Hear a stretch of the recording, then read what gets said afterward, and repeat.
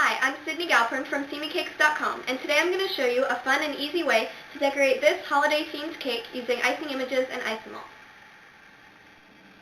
The tools you will need for this project are Icing Images premium icing sheets in a variety of patterns printed with the online iDesigns program, Isomalt, I like to use Get Sassy brand Isomalt sticks, a silicone mat, a blowtorch, toothpicks, a silicone bowl, an ornament-shaped metal cookie cutter, cooking spray, a ball tool, a scoop tool, a microwave, and Sassy Sap edible glue and a paintbrush to attach the glitter. The first step to making my Isomalt ornaments is to cut out the icing image paper using the metal cookie cutter. So I cut out a piece roughly the size of my ornament cutter, and I'm going to take and line up the design and push down to cut it out. And now what I like to do is I like to flip the whole thing over and use my ball tool to get a nice clean edge on the edge of my ornament. So here's my cutout piece of Icing Images paper. Now the next step is to use my metal cookie cutter as a mold for my ornament. So I'm going to take, and first I need to grease the cutter with a little bit of cooking spray, and any type of cooking spray will work. And this will make sure that the Isomalt doesn't stick. And I'm just going to wipe off the excess using the paper towel. Okay, so now I'll take my icing image paper and line up the cutter right on top of it. There we go.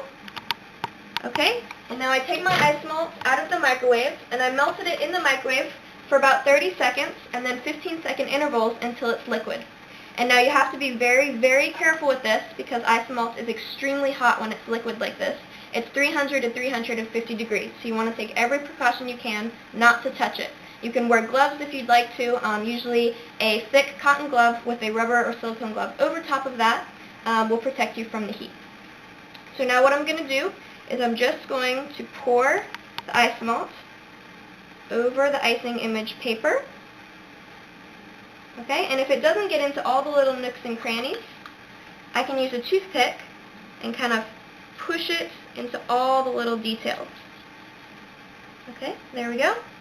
And now if you have any bubbles that accumulate on the top of your Isomalt, you can use the chef's torch, and that should heat it up the surface enough that they'll pop. Alright, so this should take about 5 to 10 minutes to cool, and then we'll unmold it and see our ornament. You have to be extremely careful because the metal cookie cutter is going to conduct heat while the Isomalt is in there cooling.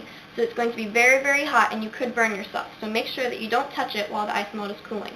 Now we're going to test to see if my ornament is cool yet, and you can tell by taking a toothpick and pushing it into the center of your piece, and if it makes a dent, you still want to leave it for a little bit longer. You want it to be completely solid before you take it out.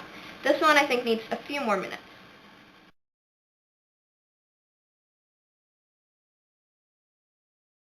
Okay, so now my piece should be hard. It's nice and cool, I can touch it, and it's nice and firm. So what I'm going to do is I flex the cutter, and my ornament should fall right out, just like that. Okay? Awesome, so there's my ornament. Now I do have a couple little pieces sticking up here, a couple imperfections, so I'm just going to take my torch and go right over those, and it'll smooth them out. Okay, that's perfect. So now what I want to do is I want to put some glitter on it, because I love glitter. So I take a little bit of the Sassy Sap edible glue on my paintbrush, and I'm going to just go all around the edge of my piece. Now you could draw a design or polka dots or stripes on it if you wanted to, but I'm just going to go around the edges. Get a nice good layer on there. Alright.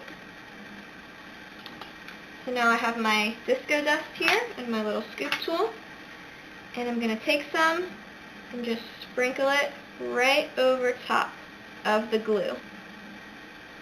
There we go. Try not to make too big a mess here.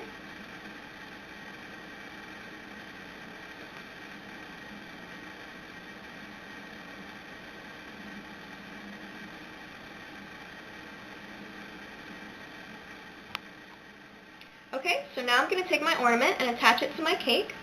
So I'm going to take and dip the top of the ornament in a little bit of liquid Isomalt for glue. And now I'm going to take this and put the ornament right in position.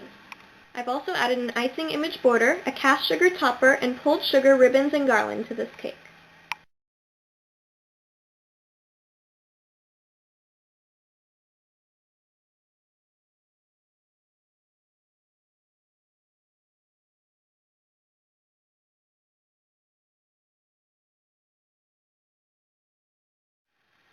Thanks for watching. You can find more tutorials like this and a link to the Icing Images website at seemicakes.com.